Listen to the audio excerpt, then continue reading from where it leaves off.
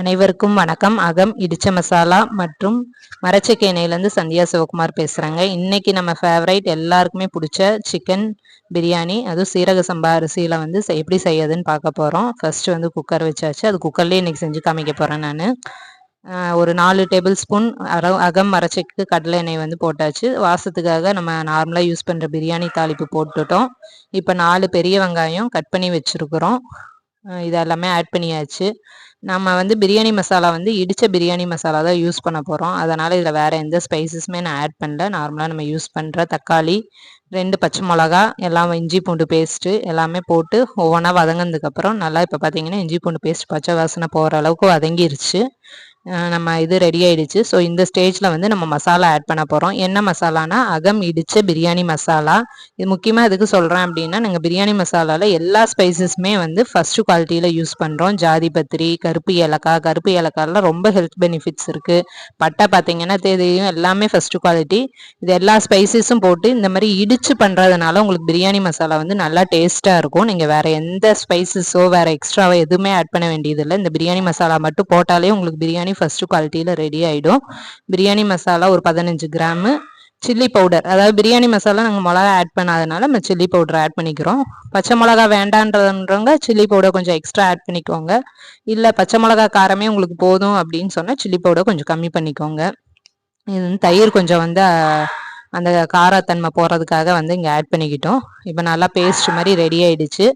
எல்லாமே இந்த பிரியாணி மசாலாலே உங்களுக்கு எல்லா ஸ்பைசஸ் இருக்குது, ஜாதிபத்திரி எல்லாமே இருக்குது. நீங்கள் வேறு எதுவுமே ஆட் பண்ண வேண்டியதில்லை. சிக்கனை வந்து இப்போ நம்ம போட்டு நல்லா அந்த மசாலா வந்து பிடிக்கிற அளவுக்கு வந்து கிளறி விடலாம். மசாலா ஒட்டலை அப்படின்னு லைட்டாக கொஞ்சம் இந்த இடத்துல தண்ணி ஆட் பண்ணிக்கோங்க. கிரேவி மாதிரி ஆகட்டும். கொஞ்சம் சிக்கன் லைட்டாக வெந்துருட்டும். ஏன்னா பெரிய பெரிய பீஸாக லெக் பீஸ் சிக்கன் தான் வேணும்ன்ட்டாங்க வீட்டில் தம்பி. அதனால் அவரே வந்து பக்கத்தில் நின்று ரெடி பண்ணிக்கிட்டு இருக்கிறாரு. ஸோ அவருக்காகவே லெக் பீஸ் போட்டாச்சு. போட்டு வேகாதனால கொஞ்சம் லைட்டாக வெந்ததுக்கப்புறம் நம்ம வந்து அந்த தண்ணி ஆட் பண்ணிக்கிட்டோம் அப்படின்னு சொன்னால் சீக்கிரம் உள்ளெல்லாம் நல்லா வெந்திருக்கும். ஸோ அதுக்காக பார்த்தீங்கன்னா இப்போ எல்லாமே சிக்கன் கொஞ்சம் வெந்துருச்சு. தண்ணி அளந்து ஊற்றிக்கிறோம். நம்ம சீரக சம்பா அரிசி தான் யூஸ் பண்ண போகிறோம். ஸோ ஒரு உலக்கு அரிசிக்கு 1.5 உலக்கு தண்ணி வந்து நம்ம இப்போ ஆட் பண்ணியாச்சு. தண்ணி ஆட் பண்ணி நல்லா மிக்ஸ் பண்ணி விட்டுக்கலாம். மிக்ஸ் பண்ணால் இது கொதிக்கணும். ஸோ இந்த ஸ்டேஜில் கொஞ்சம் உப்பு வந்து நம்ம ஆட் பண்ணிக்கலாம் சிக்கன் வேகிறதுக்காக. நாங்கள் இந்த ரெசிபி இன்னைக்கு பண்ணி காமிக்கிறதுக்கு ரீசன் வந்து எங்கள் கஸ்டமர்ஸ் தான். வாங்கின எல்லா கஸ்டமர்ஸுமே மசாலா எல்லாமே சூப்பராக இருக்குது, பிரியாணி மசாலா எப்படி செய்யுதுன்னு கேட்டிருந்தாங்க. ஸோ அவங்களுக்காக தான் இந்த ரெசிபி வந்து இங்கே பண்ணி போடுறோம். தம்பி தான் வந்து புதினா போடுவேன்னு சொன்னார், இந்த போட்டுக்கிட்டு இருக்காரு. புதினா கொத்தமல்லி தம்பி கையால் போட்டாச்சு. எல்லாமே கொதிச்சிருச்சு. சிக்கன்னா அவ்வளோ சந்தோஷம், வீட்டில் எல்லாத்துக்குமே சாப்பிட்றதுக்கு. பிடிக்காதவங்களே இருக்க மாட்டாங்க சிக்கன் பிரியாணி.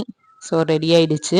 பார்த்தீங்கன்னா நல்லா கிளறி விட்டாச்சு. இப்போ கொதிச்சிருச்சு. ஸோ இந்த ஸ்டேஜில் வந்து நம்ம சீரக சம்பா அரிசி ஒரு 1/2 hour முன்னாடியே வந்து நல்லா அலசிட்டு ஊற வச்சுருந்தோம். எடுத்து இப்போ அரிசியை வந்து ஆட் பண்ணிக்கலாம். அரிசி ஆட் பண்ணிவிட்டு நல்லா உள்ளே வந்து கிளறி விட்டுக்கோங்க. நம்ம நெய் வந்து இப்போ ஃபஸ்ட்டே எண்ணெயில் கொஞ்சம் ஆட் பண்ணிட்டோம். ஸோ அதனால் இப்போ எதுவுமே ஆட் பண்ண வேண்டியதில்லை. அந்த நெய்யே வந்து நம்மளுக்கு போதுமான அளவுக்கு இருக்கும். ஸோ ஃபுல்லாக எல்லா அரிசியுமே ஆட் பண்ணிவிட்டு உள்ளே நல்லா கிளறி விட்டுக்கலாம். கிளறி விட்டால் கொஞ்ச நேரத்தில் வந்து ரெடி ஆகிடும். இது நம்ம குக்கரில் வைக்கிறதுனால நல்லா கிளறி விட்டுட்டு அதுக்கப்புறம் வந்து கொதிச்சதுக்கப்புறம் மூடி வைங்க. இந்த எங்கள் சிக்கன் பிரியாணி லெக் பீஸோட ரெடி ஆகிடுச்சு. சாப்பிட்டு பார்த்தோம், டேஸ்ட் சூப்பராக இருந்தது. எங்கள் மசாலா வேணால் வாட்ஸ்அப் பண்ணுங்கள். எங்கள் சேனல் லைக் பண்ணுங்கள், சப்ஸ்கிரைப் பண்ணுங்கள். நன்றி.